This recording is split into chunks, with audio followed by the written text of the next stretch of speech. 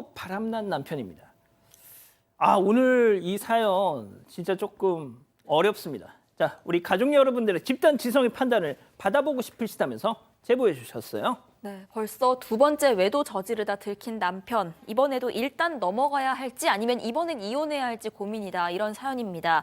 일단 결혼 10년 넘은 부부고요. 아이는 2명이 있습니다. 남편은 유도장을 운영을 하고 있다고 합니다. 그런데 옛날에는 어느 날 남편 컴퓨터를 보는데 그 채팅 어플 메시지 알림이 울린 겁니다. 그걸 보고 첫 번째 외도 사실을 알게 됐다고 했습니다. 그 당시 첫 번째 남편의 내연녀를 고소했고요. 승소한 바도 있었습니다. 그 이후에 5년이 지났는데 그 5년 동안 남편이 다시는 안 그러겠다, 나 진짜 잘하겠다라고 해서 일단 믿고 살았다고 합니다. 아이들 봐서라도 한 번만 봐달라 이런 애원까지 해서 결국 넘어갈 수밖에 없었다고 했는데 얼마 전에 그 아이들도 아빠 유도장에 다니고 있다고 합니다. 그런데 이번엔 아이들이 아빠가 체육관에서 다른 여자랑 계속 붙어 있다가 어디로 사라져 이런 얘기를 와서 한 거예요. 아이들을 통해서 남편의 두 번째 외도 사실을 알게 됐던 겁니다. 그런데 그 외도 상대가 더 충격적입니다. 이 남편이 유도장 운영하면서 그 상대 여성이 초등학생일 때부터 유도를 가르쳐 왔다고 합니다. 그러니까 아주 오랜 제자였던 건데 현재 증거를 다 모아서 이 두 번째 내연녀를 고소를 한 상황입니다. 너무 괴롭다고 친구들한테 토로를 하니까 이 친구들도 반응이 좀 갈린다고 하는데 아무리 그래도 그렇지 아이들이 아직 어리니까 일단 다 키워놓고 그 뒤에 이혼해라 라는 친구가 있고 다시는 바람 안 피우겠다고 싹싹 비워놓고 벌써 두 번째 아니냐, 이번엔 갈라서야 한다라고 하는 친구들이 있다는 겁니다. 이 두 번이나 바람 피운 남편, 아이가 다 클 때까지만 일단 살아야 할지 아니면 바로 이혼을 해야 할지 고민이라면서 이렇게 사연 보내주셨습니다. 자, 들으신 것처럼요. 이혼 결심은 분명하십니다. 다만 그 시점이 고민이시라는 건데요.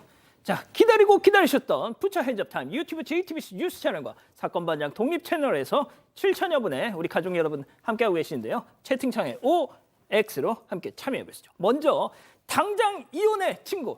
야, 상희야, 이 얼빠진 가시네야. 내가 네 남편 그 양지열이 그 인간 처음 걸렸을 때 당장 갈라서라고 했어 안 했어? 애들 어쩌고 하더니 결국 이 꼴 본 거 아니야 이거사.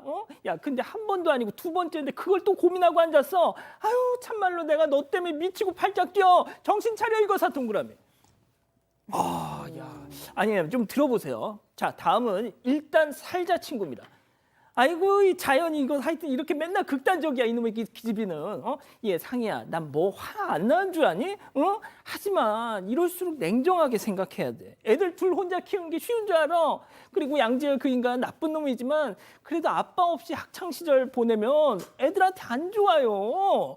애들한테 돈 제일 많이 들어갈 때야. 쪽쪽 벗겨먹고 대학 가자마자 바로 이혼해 X. 자, 양 변호사님. 예. 일단 두 가지, 사실 이거 굉장히 현실적인 고민이십니다. 그러니까요. 그리고 실제로 저도 뭐 상담하는 가운데 10년, 결혼하신 10년 되는데 아마 사회생활을 안 하셨을 거예요. 그러면 당장 어떻게 아이들과 함께 생활해야 될지가 막막할 수밖에 없는데 두 가지 이유 때문에, 첫 번째는 이 남편이 그렇게 바람을 피웠던 곳이 본인이 운영하는 사업장이었고 거기에 자신의 아이들도 있는 곳이었어요. 맞아요. 그건 아이들에게 굉장히 큰, 지금은 모르지만 앞으로 정서적 충격을 주고, 그게 아이들 입장에서 봤었을 때 성인이 될 때까지 그 상태라고 하면 이거 용납이 안 되는 손주까지 이를 수밖에 없기 때문에 아이들을 위해서도 그렇고요. 두 번째 외도의 대상이 초등학교 때부터 봤던 제자인 거예요. 그러면 나이 차이도 많을 뿐더러 이 두 번째 외도의 대상도 굉장히 어린 사람이라는 얘기밖에 안 되잖아요. 이것도 도덕적으로 봤었을 때 분명히 문제가 있어 보입니다. 그리고 그렇기 때문에 이 나이 들어서 또 한 가지 또 말씀드리고 싶어야 되는 게 좀 나이 들어서 좀 있다가 시간이 지나서 이혼을 한다? 부정행위는 알고 나서 3년이 지난 뒤에는 그걸 이유로 이혼 청구를 못 합니다. 아이고야. 3년 이내에 해야 합니다. 예, 그 다음에 물론 다른 이유로 청구할 수도 있겠지만 그것도 현실적으로 법적인 제약도 있다는 것까지 좀 말씀드립니다. 자, 우리 양 변호사님이 이혼 전문 변호사셔서 더 이렇게 좀 절절하게 들리는데요. 자, 소장님. 네, 저도 뭐 좀 양 변호사님 설명해 주신 거에 전적으로 동의를 하고요. 가장 결정적인 건 지금 애들 앞에서 바람을 피고 있는 거죠. 본인의 이제 유도장 앞에서. 그러니까 애들한테 애들 때문에 아빠하고 살고 있는데 아이들에게 도리어 마이너스가 되고 있는 상황이라는 것입니다. 그래서 교육이 안 좋다는 거, 그거가 저는 첫 번째 이유고요.